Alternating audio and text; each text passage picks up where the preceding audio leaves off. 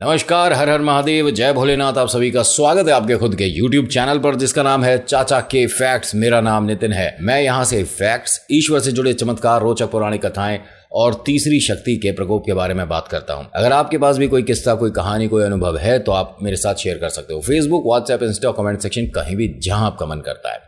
देखिए, फैक्ट्स शुरू करने से पहले मेरा एक सवाल है जिसका जवाब मैं दूंगा लेकिन वीडियो के बीच में, और अगर आपको इसका आंसर पता है तो मुझे इस वीडियो के खत्म होने से पहले आंसर करके भेजिएगा। ठीक है, अपना नाम लिखिएगा ज़रूर, लेकिन उससे पहले लिखिएगा राधे कृष्णा, फिर आपका नाम और जो आप आंसर करेंगे। देखता हूं कि कितने लोगों को इसके बारे में पता था वीडियो ख़त्म होने से पहले। ठीक है, मुझे इस बारे में अंदाज़ा नहीं होगा कि किस किस ने वीडियो पूरी देखकर आंसर सुनने के बाद मैसेज किया, लेकिन ये तो आपकी क्या कहते हैं, ईमानदारी पर डिपेंड करता है कि आप बीच में ऐसा गड़बड़ नहीं करेंगे। तो अगर आपको आंसर पता है तो ज़रूर बताइएगा कि श्री बांके बिहारी लाल जी को 56 भोग क्यों लगाया जाता है। सरल सा पूछ लिया नितिन, ये तो हमें पता था तो अपने नाम के साथ मुझे मैसेज करो, अभी बताओ। अभी फिलहाल चैनल का इंट्रो, फिर उसके बाद आकर शुरू करूंगा वो फैक्ट्स जिससे आप अभी तक अनजान हैं, और हाँ, आंसर ज़रूर बताऊंगा। हर हर महादेव।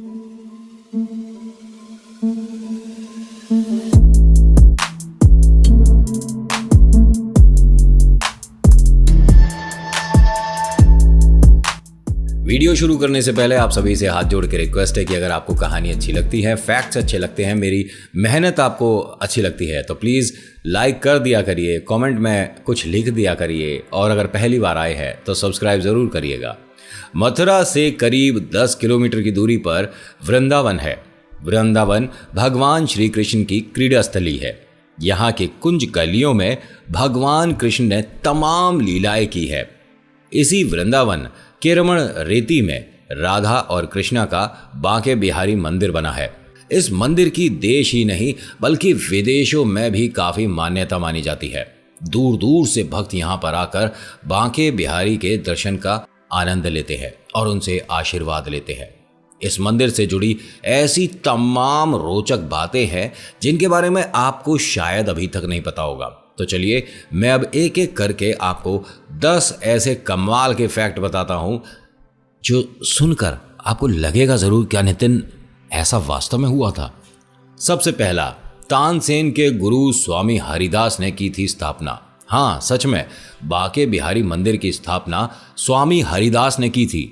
स्वामी हरिदास जी प्राचीन काल के मशहूर गायक तानसेन के गुरु थे। नंबर 2, स्वयं प्रकट हुई थी मूर्ति। अभी आपको बड़ा असंभव सा लग रहा होगा सुन के कि ऐसा कैसे हो सकता है, लेकिन ध्यान से सुनिए। स्वामी हरिदास भगवान कृष्ण के भक्त थे। वे निधिवन में तमाम भजन आदि गाकर श्री कृष्ण की भक्ति किया करते थे। उन्हें राधा कृष्ण दर्शन दिया करते थे।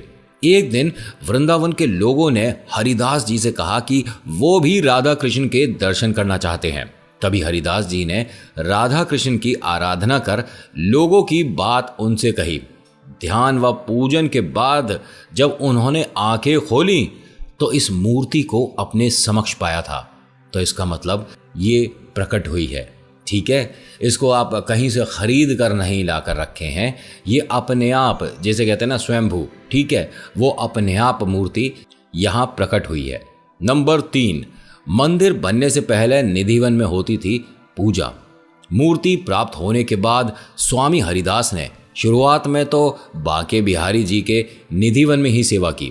ठीक है, फिर जब मंदिर का निर्माण कार्य संपन्न हो गया तब उनको मंदिर में आम जनता के दर्शन के लिए स्थापित किया गया।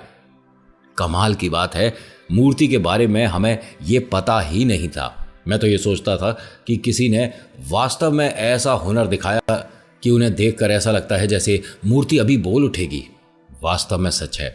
नंबर 4, राधा कृष्ण का विग्रह रूप है बांके बिहारी। बांके बिहारी राधा कृष्ण का विग्रह यानी सम्मिलित रूप है। यही कारण है कि बांके बिहारी जी के श्रृंगार में आधी मूर्ति पर महिला और आधी मूर्ति पर पुरुष का श्रृंगार किया जाता है। ये तो खैर आपको भी पता होगा। नंबर 5, मूर्ति के आगे हर 2 मिनट में लगाया जाता है पर्दा। हाँ, अगर आपने अभी तक नहीं देखा तो ये आपको देखने को मिलेगा। श्री बांके बिहारी जी की मूर्ति के आगे हर 2 मिनट के अंतराल पर पर्दा लगाया जाता है। इसके पीछे मान्यता है कि उनकी छवि को लगातार प्रेम पूर्वक एकटक निहारते रहने से भक्त की भक्ति के वशीभूत होकर उसके साथ चले जाते हैं। समझ गए आप? यानी आप लगातार बांके बिहारी लाल जी की मूर्ति को नहीं देख सकते, आपको देखनी नहीं चाहिए लगातार, इसीलिए पर्दा किया जाता है। नंबर 6, मूर्ति की आंखों से आंखें मिलाते हैं भक्त। हाँ, अगर आपको नहीं पता तो ये आप भी जान लीजिए और करके देखिएगा। ये बांके बिहारी सिर्फ प्रेम के भूखे हैं। वही मान्यता है कि वो भक्त की भक्ति के वशीभूत हो जाते हैं, इसीलिए इस मंदिर में आकर आंखें बंद करके पूजा नहीं की जाती है।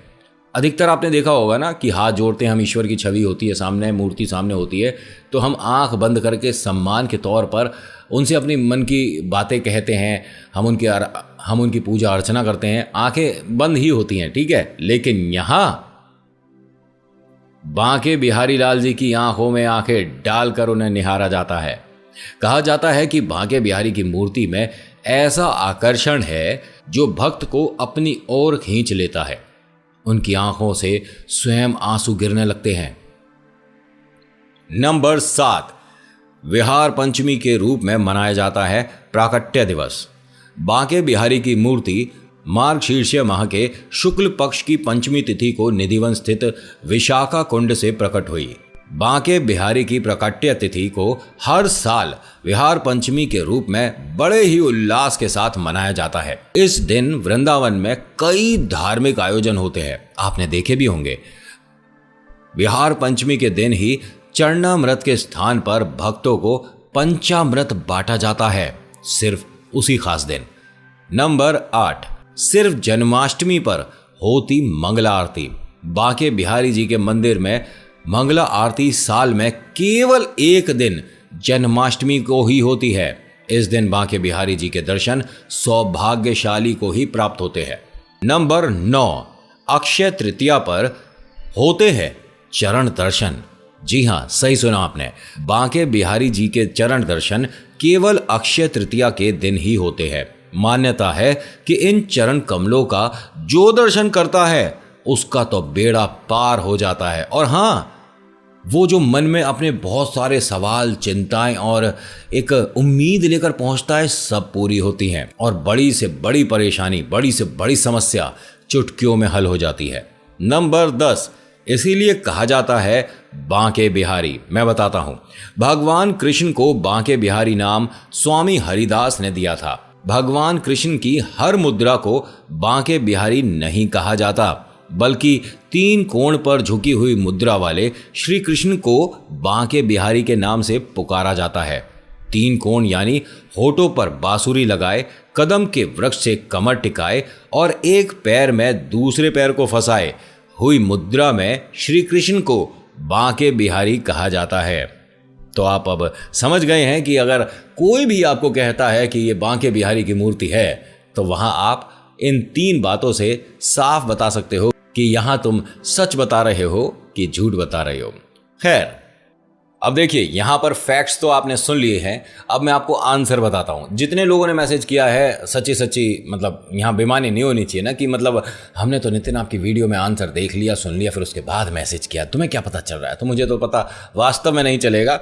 लेकिन मेरा सवाल ये था कि श्री बांके बिहारी लाल जी को 56 भोग क्यों लगाया जाता है? तो इसका आंसर ये है कि माँ यशोदा डेली कन्हैया को 8 बार भोजन कराती थी, और जब समस्या आई, यानी कि गोवर्धन पर्वत उठाना पड़ा कन्हैया को अपनी कन की उंगली से, तो वो 7 दिन, हाँ जी 7 दिन भूखे रहे थे।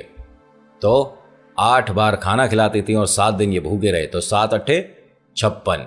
इसीलिए उसके बाद से माँ यशोदा ने 56 भोग अपने कन्हैया के लिए रखे थे, और तब से ये मान्यता है कि हमारे गोपाल जी को बहुत पसंद है 56 भोग, ठीक है। और तब से अभी तक हर बार डेली 56 भोग ही लगते हैं। अगर आपने देखा है तो आपको पता ही होगा। खैर, आज की वीडियो में इतना ही। आज की वीडियो आपको कैसी लगी मुझे बताइएगा ज़रूर। अच्छी लगी तो प्लीज़ लाइक करिए, शेयर करिए, कमेंट में लिखिएगा जय श्री राधे कृष्णा, आपका नाम आपकी जगह। So thank you so much for watching. मेरा नाम नितिन है। मुलाकात करूंगा आपसे एक अगली वीडियो में। हर हर महादेव, जय भोलेनाथ, धन्यवाद।